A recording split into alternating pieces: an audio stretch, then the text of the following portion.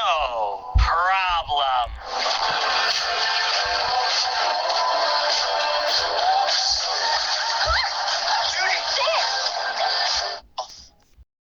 Зутопия қаласының тарихындағы ең үлкен, ең қауіпті әрі ең эмоционалды оқиға осылай басталады.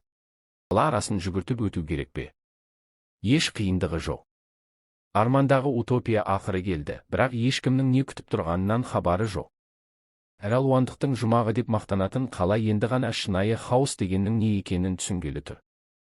Бәрі бір сыбырдан, біртіндеп тараған хаостан және қараңғыда сырғып жүрген белгісіз бауырымен жорғалаушының силуетінен басталады. Лақап аты Гарри. Ол өз аумағын қорғап жүр. Джуди Хопс пен Ник Уайт екеуі бұрынғыдан да тығыз байланыста. Бұл іс оларды шақырып қана қоймай талап етіп тұр. Олар ұмытылған тоннельдерге, күдікті базарларға және ешкімнің атын атай алмайтын бұрыштарға түседі. Онда дұрыс пен қауіптің шекарасы бірте-бірте өше бастайды. Өйткені жауапты тұлға кез келген қарақшы емес. Ол ақылдылығы да, қауіптілігі де тең Гарри жылан. Ол пікірлерді бұрмалай алады, қоғамды бөледі, және қаланың бауырымен жорғалаушылар туралы білетін барлық түсінігін шайқалтады.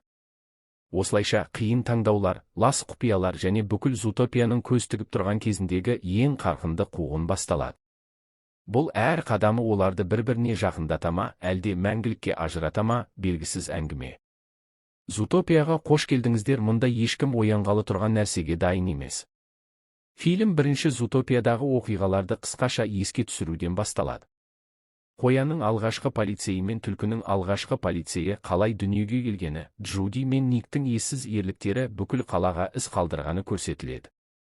Одан кейін Джуди мен Никтің таңертең оянып, зутопияның ең үздік агенттері ретінде жаңа күнге дайындалғанын көреміз. Сол уақытта Пого ауданының генералының өзі бүгінгі нысана шетелдік тауарларды контрабандамен әкеліп, бауырымен жорғалаушыларды пайдаланып жүрген жемқор инспектор екенін хабарлайды. Пого миссияларды бөліп жатқанда Джуди мен Никті мүлде есіне алмайды, өйткені олардың мұндай ауыр іске шыдамайтынына сенімді. Бірақ Бенджамин Клохаузер оған қоян мен түлкінің әлдеқашан кетіп қалғанын, өз беттерінше тергеуге кірісіп кеткенін айтады. Джуди мен Ник контрабанданың басында тұрған кеден инспекторын тауып алады да ақылды жоспар құрады. Джудидің сәбиінің туған күні деп алдап, инспектордан баланың киімдеріне автограф сұрайды.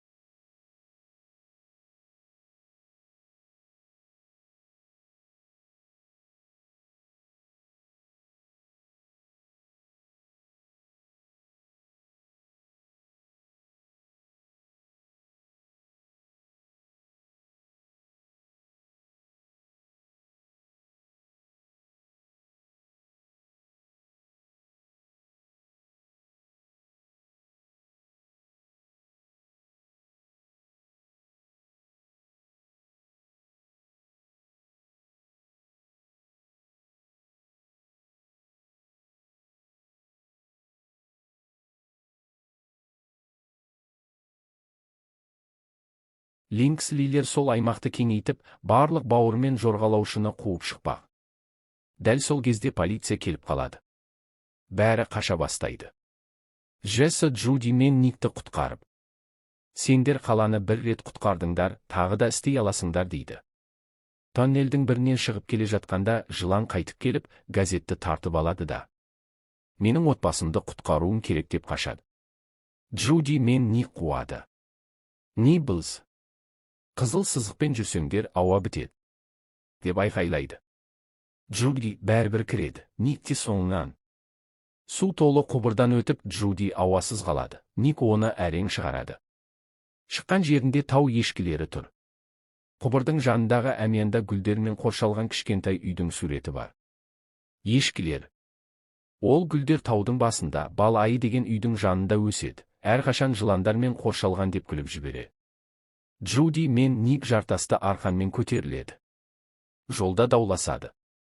Ник Марков диктофонын қосқанда Джуди өзін ақымақ қоян деп атағаны шығады. Ашумен диктофон қолдан тайып, жартасқа барып ұшады. Екеуі ренжіп бөлінеді. Джуди жалғыз жалғастырады, Ник алыстан ереді. Төменде полицейлер сынған диктофонды табады да, олардың тауға шыққанын түсінеді. Джуди суреттегі жерге жетіп, Линкслилердің ұрпақтар бойы жер тартып алып, империя құрғанын, ал Зутопия шын мәнінде бауырмен жорғалаушылардікі болғанын анықтайды. Сол кезде Ник келіп, полиция келді, бізді өлтіреді, бұл іс өмірге тұрмайды дейді. Джуди. Дұрыс демесек, әлем ешқашан өзгермейді деп жауап береді. Ник. Герой болу әлемді өзгертпейді дейді. Джуди жүрегі ауырып. Онда біз басқаша болайық дейді. Полиция басып кіреді, екеуі бөлінеді. Жылан Джудиге көмектеседі, Поппер де сонда болады. Жылан. Попперге сенуге болады дейді. Бірақ полицейлер Джудиді ұстап алады, Ник қорқыныштан қатып қалады. Джуди есінен танып қалады. Оянғанда жылан мен Поппер оны алысқа алып кеткен. Ник ұсталған. Линкслилер Никті қараңғы камераға қамайды. Сені Джудидің өлгенін көресің дейді. Сол кезде Линкслидің қызы Поппердің жүнін әкеледі, ол опасыздық жасағанын дәлелдейді. Поппер Джуди мен жыланды құпия оазиске апарады. Жылан ақыры атын айтады, Гарри. Поппер үлкен тарихи шындықты ашады. Газет ешқашан Линкслилердікі болмаған. Зутопияны сүтқоректі емес, Гарридің үлкен әжесі бауырмен жорғалаушы жасаған. Ол климат қабырғаларын ойлап тауып, әр түрге өз ортасын берген. Бірақ Поппердің үлкен атасы жоспарды ұрлап, әжесін өлтіріп, айыпты жыланға жапқан. Содан бері бауырмен жорғалаушылар қудаланды, ежелгі аудан қарасында қалды. Ал оригинал патент әлі Гарридің әжесінің үйінде жасырылған. Олар Гарри қалдырған іздерді бағып, патенттің қайда екенін түсінеді. Бірақ Поппердің телефон арқылы орналасқан жері Линкслилерге белгілі болады. Ник камерада өзімен өзі күресіп жатқанда, Нибблз келіп, ағаш панельді кеміреді де, Никті босатады. Абайсызда бүкіл түрменің есігін ашып, барлық қылмыскерді босатып жібереді. Ник пен Флэш әлемдегі ең жылдам жалқау көлікке мініп Джудиге қарай ұшады. Артта Даунбилл өзір күліп тұр, ол тағы бірдеңе дайындап жүр. Джуди тобын полиция қуып келеді. Олар фестиваль ортасынан өтіп қашада Бенджамин Клохаузер Никтің тобымен қосылады. Милтон Линксли Джудилерді ұйықтатып тастауға бұйрық береді. Транквилизатор Попперге тиеді, Джуди алдында секіріп, өзін құрбан етпек болады. Дәл сол кезде Флэш көлікпен келіп, бәрін құтқарады. Бәрі климат қабырғаларына кіреді. Дәл патентті іздеп жатқанда Поппер опасыздық жасайды, Джудиге жылан уын салып. Мен де сен сияқты аутсайдермін, бірақ енді отбасым мені қабылдайды дейді. Джуди баяу өле бастайды. Гарри. Бір жануар қаланы қорғай алмайды, Зутопия бәріне ортақ болуы керек деп денесін орап, жылуды береді. Поппер антидотты алып қашады. Полиция келіп, Гарриді кінәлі санайды. Гарри соңғы күшімен антидот салынған қапты сыртқа шығарып, Никке лақтырады. Ник бар күшін жинап, мінсіз лақтырып, Джудиді құтқарады. Джуди оянып, менің отбасым сендерсіңдер деп қайтадан күреске кіріседі. Нибблз аман қалады. Поппер әкесіне барып, Мен сендер жағында болдым, патентті жою үшін көмектестім дейді. Әкесі оны кешіреді. Бірақ Нибблз келіп мэрді опасыздықтан босатады, мэр Лингслилерді нокаутқа жібереді. Джуди, Ник, Гарри мен Нибблз Попперді тығырыққа тірейді, оған транквилизатор салып, зиянсыздандырады. Сосын қар астындағы ежелгі бауырымен жорғалаушылар ауданына түседі. Гарридің әжесінің үйін табады. Гарри арнайы шұлық киіп, үйдегі естеліктерді көреді. Патент музыка қобдизасында жасырылған екен. Поппер соңғы рет келіп, патентті жоймақ болады, бірақ екі шошқа полицей оны табақпен ұрып, есінен тандырады. Шындық ашылады. Шынайы зұлым Лингслилер. Кейін үлкен жаңалық. Офицерлер Джуди Хопс, Ник Уайлд, уы бар жылан Гарри және құндыз Нибблз Зутопия тарихын өзгертті. Лингслилердің ғасырлық жемқорлығы әшкере болды. Ресми салтанатта медаль тағады. Олар жас полицейлерге дәріс оқиды. Гарри бауырымен жорғалаушылар ауданын қайта ашады. Джесси мақтанышпен күледі. Гарри отбасымен қосылады. Ник Джудиге жаңа Марков диктофонын сыйлайды, серіктестіктің жаңа белгісі. Бірақ түрмеден қашқан қылмыскерлер әлі сыртта. Және Даун Белуезер тағы қашпақ болғанда Джуди мен Ник оны ұстайды. Фильм Газелдің әнімен, бүкіл Зутопияның биімен аяқталады. Пост-кредитте Джуди Марков диктофонын терезеге қояды. Көршілер сыбырласып жатқанда үстінен бір қауырсын түседі, жаңа жұмбақ басталғалы тұр. Зутопия енді шынымен бәріне ортақ қала болды. Бірақ шытырман әлі біткен жоқ.